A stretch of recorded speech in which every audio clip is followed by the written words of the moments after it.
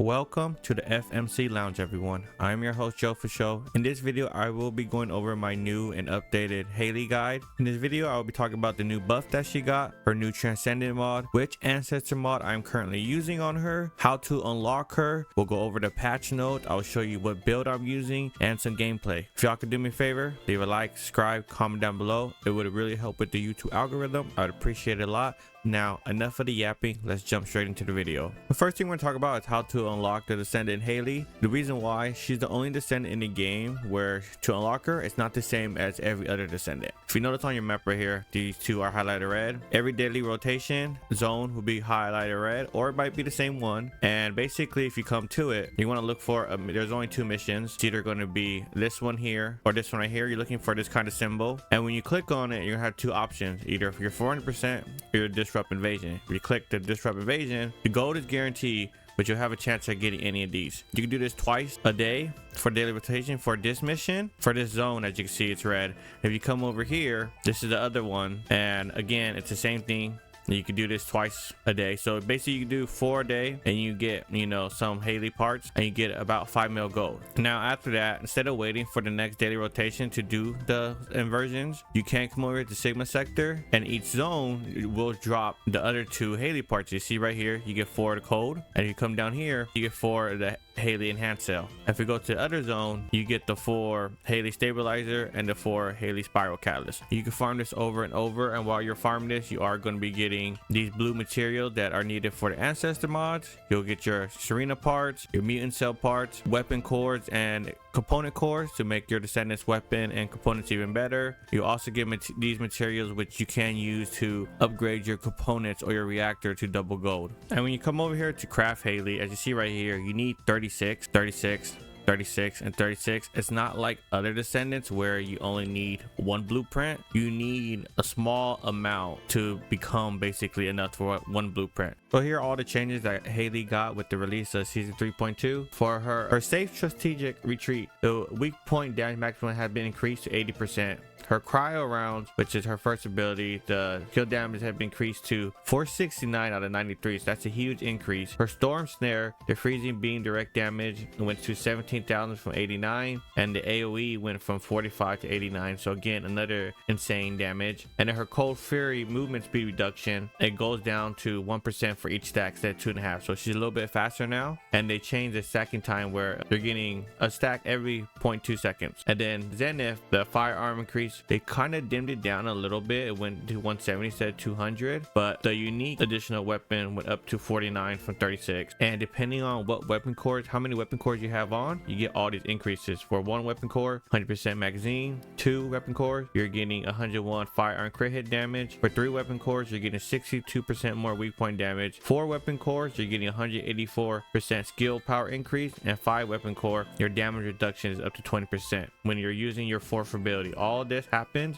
when you're using your 4th ability, the Zenith. They also adjusted the cryogenic cluster shot module, which is her Descendant mod. The explosive damage went up to 1288 from 257. The max projectile count went to 18 from 9, and the max target hit is 18 to 9. They also adjusted her other Descendant mod, the super cool Kuiper round module. Unique weapon damage went from 4900 to from 36. The shield recovery went to 30% from 15% when you hit weak point. And the same thing with depending on how many cores you have. When you have the Descendant mod equipped, you get all these bonuses right here, which is the same as up top. Now here are her 2 new Descendant mods. The first one is camouflage sniping, increases damage dealt to untargeted enemies, increases the maximum stack count of stackable buffs, granting beneficial effects to the Zenith. Hailey gains camouflage when she equips a unique weapon, basically her 4th ability, the Zenith. Hitting an enemy with the unique weapon greatly increases penetration and firearm attack and deals additional chill skill damage. Her other new Descendant mod is Cold Heart. The skill related buff increases in effect when Hailey is close to enemies. Using a skill inflicts ultra cryo on enemies in front, and attacking with a skill depletes all stack buffs but deals heavily damage. Hailey gains a buff every second, and using a movement skill doesn't reduce stacked effects. Hailey doesn't use unique weapons, instead attacking nearby enemies with cold chill. So basically the way this works is when you equip the Descendant mod, you get rid of your 4th ability Zenith. You don't have that sniper no more. Instead you have an AoE that shoots out from her. She's the main point and it just spreads out. Also, the 3rd ability that works different as well. It's still going to give you skill critical hit rate. It's not going to give you that much crit hit damage like before, but it is going to give you movement speed and crit hit rate. And also, if you want to read any of the other changes, you can see there is some for Luna, there is some for Glay and Enos. If you want to read any of this on your own, I'll leave a link down below. So for our first build, it's going to be our mobbing build. We use this build for any content in the game. 400% dungeons, Axion Plains, the new dungeon that came out with the release of season 3.2, medium void vessel, void erosion purge, you name it, this build will destroy everything. So before we go over the mods and everything, go ahead, get your screenshots. Now we are using the new Transcendent mod Cold Heart, which we talked about in the patch notes. This changes our fourth ability and our third ability. As you can see right here, our fourth ability does an AoE attack. It's not the sniper no more. And then our third ability, we get 5% movement speed on each stack.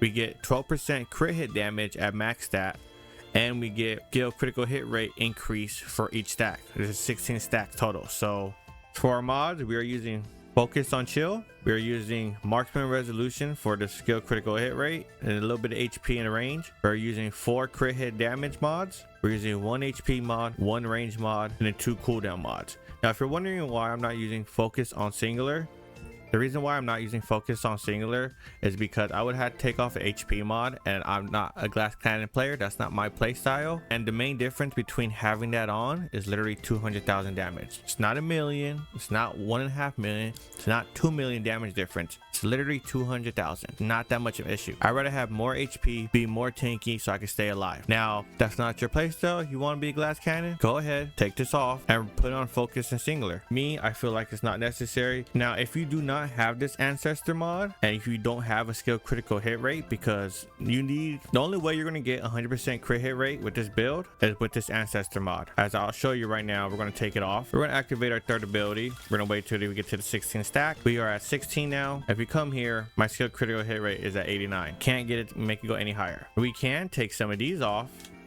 and get the extra crit hit rate, right? But even getting that crit hit rate, let's wait till we have 16 stacks. It's 96. It's still not 100% crit hit rate. But you go to arcade tuning, let's take these crit hit rates off now, and we are going to throw on the ancestor mod. Now, ancestor mod equip, we're going to get our 16 stacks.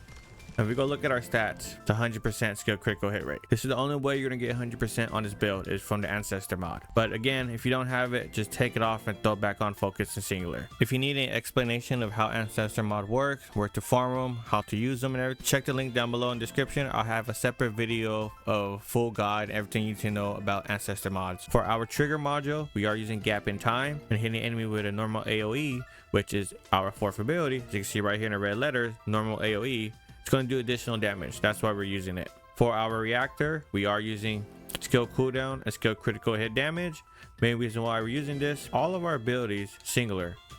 It's all one archetype now, so we're able to use this reactor to buff all of our damage. For your 2 stats at the bottom, you want skill cooldown and critical hit damage. For our components, I am using the 4-set polar. For our standard component cores, HP and defense, HP and defense, HP and defense, HP and defense. Now you can use a 4-piece Slayer set if you want, and I'll go over and show you the difference if you're using polar or Slayer right now. So you can see right here, when you're using the 4-piece Slayer set, I tested these damage with no inversion reinforcement. Okay, so I'm not getting that extra damage from the inversion reinforcement. When you use your first ability, you're hitting about 420,000 every enemy you hit.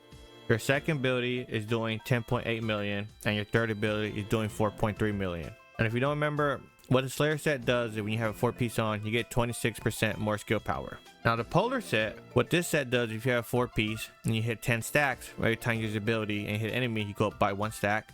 Once you get to 10, you get 15% skill critical hit damage. When you use your first ability, you hit 389, which is about 30k lower than the Slayer set. You hit 10.7 mil, which is about 100,000 lower than the Slayer set. And you hit 4.4 mil, which is 100,000 more than the fourth skill on the Slayer set. Now remember, this is at max stack. At base with no max stack, which will never happen because you're always going to be spamming your first ability. But just to show you guys, no stack. First ability is 312, which is 100 less. 8.6, about 2 mil less. And then 3.5, which is about 800,000 less. So overall, it's basically the same if you're using the polar set or the Slayer set. It's truly up to you which one you want to use. It's just preference end of the day. Now remember, these numbers you're seeing right here on your screen, it will be different depending on which enemies you're going against and which activity you're using, because different activities, the enemies are higher level, which means they take more damage. So keep that in mind when you're looking at all these stats right here on your screen. Now for our weapon of choice, it's strictly up to you. Use whatever you want. I'm using Albion Cavalry Gun just cause Polar set, when I have 10 stacks, I get firearm crit hit damage. Now it's not necessary, but this is just what I'm using it right at the moment. But you can't take this off, use anything else you want. You'll see in the gameplay video that I'm basically only using mainly this to do boss damage, and besides that my ability is killing everything. For our inversion reinforcement, we're using this one for the skill cooldown, we're using this one to get HP and mana back, and then we're using this for reduced damage. For our arcade tuning, this is the route I went with, and for our mutant cell, we are using the arcade concentration. Each time a debuff is inflicted on the target, which our frostbite from our chill abilities is going to be a debuff, we are going to get skill critical hit damage increase, and it's going to stack up to 3 times, so we'll get about 36% extra crit hit damage for our skills. If you do need a reactor for Hailey, check the pinned YouTube comment down below. I have a YouTube short showing you where you can go farm one. Now our next build is going to be our bossing build, which we mainly use for Void Abyss, but you can use it for the other hard mode bosses like Gluttony or anything. You could even use it for Wall Crasher, which will have to change 2 mods, which I'll go over in a little bit. But for now, go ahead, get your screenshots. We are still using Cold Heart, and the reason why we're using Cold Heart is just going to allow our fourth ability to do a little bit more damage quicker compared to our original fourth ability, and most of our damage is going to come from our second ability. So the mods we're using Focus on Chill, Spear and Shield just for a little bit of skill power, 4 crit hit damage mods still, and then our 2 cooldown mods, and then we're using Conditional Recharge. When every time we use ability we lose HP, and Life on the Edge. When our HP is 50% or lower, we get about 60% skill critical hit damage increase. So this is why we use Conditional Recharge, to proc our Life on the Edge and to proc our mutant cell, which I'll go over in a few seconds. Now if you want to use this build for Wall Crasher, I highly recommend to swap these 2 off, put on HP amplification instead and Dangerous Ambush. You can do a little bit more damage when the boss is knocked down. You want the extra HP to stay alive, because the other 2 mods you're going to be like basically one shot, and you're going to be up close to Wall Crasher because you're trying to hit it with your fourth ability. So it's best to be a little bit more tanky instead of a glass cannon. For our trigger module, we are using Power and Beyond. Whenever you use a global dot ability, we're going to get skill power increased by 14%. Now for the bossing build, to make this build even better, if you're lucky, if you could get an ancestor mod that rolls with crit hit rate and crit hit damage, you want to use it to replace one of these 2, because if you can get higher than what these 2 are showing you, it's going to be better. Or if you get one that has crit hit damage and defense, you could probably replace this and you might be able to do more damage. I'm not sure. The skill power is just raw base damage, while the crit hit damage, end of the day, you need to crit to see that damage increase. So you will have to test that out and see. For our reactor, we're using still a chill singular reactor, and our 2 stats at the bottom, you want skill critical hit damage and additional skill attack versus Colossus. For our components, we're using a 4-piece Slayer set, and then for our external component cores, HP and defense, HP and defense, HP and defense, HP and defense. Our weapon of choice is the Frost Watcher, mainly because of the unique ability. Whenever you hit an enemy weak point, you get cold surveillance, which triggers 100% of the time. You got to make sure you're 12.5 meters or more from the distance of the boss. It lasts for 7 seconds. It stacks goes up to 3 times. Their chill resistance will go down by 10%. So you're going to be doing a lot more damage. And then when you hit the enemy's weak point, it's going to apply Sub-Zero Sensation. It has 30% trigger rate. It's going to give it 32% chill skill power. So this is why we're using this gun. Now it's not mandatory. You can beat bosses without this gun. You will see, I'll have a separate link in the video of showing straight just boss gameplay versus the Void Abyss boss, if you're curious about that. But it's not necessary, it's just a bonus. For our inversion reinforcement, we're still using this one for the skill cooldown. We went with this route for more HP and then the incoming damage.